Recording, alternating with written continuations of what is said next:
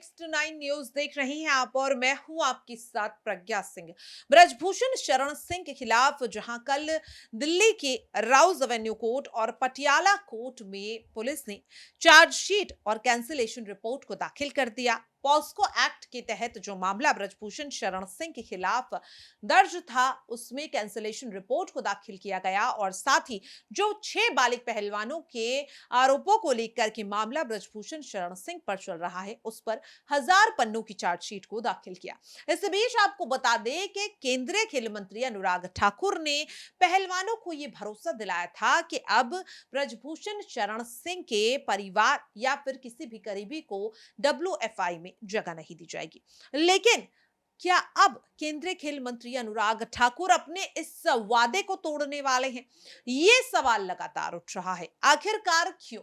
आपको बता दें कि 3 कार्यकाल WFI के अध्यक्ष पद पर बिताने वाले ब्रजभूषण शरण सिंह अब अध्यक्ष पद पर नहीं बैठ सकते, जिसके बाद काफी ज्यादा कयास लगाए जाने लगे कि अब इस पद पर ब्रजभूषण शरण सिंह के बेटे, दामाद, पत्नी या कोई भी इस अध्यक्ष पद पर आ सकता है। लेकिन केंद्रीय खेल मंत्री अनुराग ठाकुर ने इस बात पर सीधे सीधे बयान दिया था कि उनके परिवार या किसी भी करीबी को WFI में अब जगह नहीं दी जाएगी, अध्यक्ष पद पर तो कम से कम नहीं बिठाया जाएगा। लेकिन इस बीच आपको बता दें कि बीजेपी के एक विधायक ने अब अनुराग ठाकुर को पत्र लिखा है। पत्र लिखकर सीधे सीधे उनके इस बयान को बदलने के लिए कहा और आखिरकार अब सवाल ये उठ रहा है कि क्या वाकई में अब अनुराग ठाकुर अपने वादे से मुकरने वाले हैं? क्या वाकई में अब यौन शोषण के आरोपों के चलते ब्रजभूषण शरण सिंह को लेकर के जो भरोसा पहलवानों को था कि WFI के अध्यक्ष पद पर वो या उनके परिवार का कोई सदस्य या कोई करीबी भी अध्यक्ष पद पर नहीं बैठेगा, क्या अब पहलवानों का ये भरोसा टूटने वाला है? ये सवाल भी उठना लाजमी है। आखिरकार ये दावा क्यों किया जा रहा है और क्या वाकई अनुराग ठाकुर अब अपने वादे से पलटने वाले हैं? अब आपको वो हम विस्तार में बताते हैं कि क्यों ये दावा किया जा रहा है। आपको बता दें, आगामी 6 जुलाई साल 2023 को रेसलिंग फेडरेशन ऑफ इंडिया के चुनाव होने हैं। WFI के पूर्व अध्यक्ष ब्रजभूषण शरण सिंह चुनाव नहीं लड़ सकते, लेकिन उनके बेटे, दामाद, बेटे के साले चुनाव में उतरने के पात्र हैं। हालांकि केंद्रीय खेल मंत्री अनुराग ठाकुर ने पहलवानों को भरोसा दिलाया कि ब्रजभूषण शरण सिंह के परिवार या करीबियों को चुनाव नहीं लड़ने दिया जाएगा। लेकिन आपको बता दें कि अनुराग ठाकुर के इस बयान को लेकर उत्तर प्रदेश विधान परिषद के सदस्य देवेंद्र प्रताप सिंह ने आपत्ति जाहिर की। भाजपा विधायक ने इस संबंध में अनुराग ठाकुर को एक पत्र लिखा और पत्र में उन्होंने इसे क्षत्रिय यानी कि राजपूत समाज का अपमान करार किया।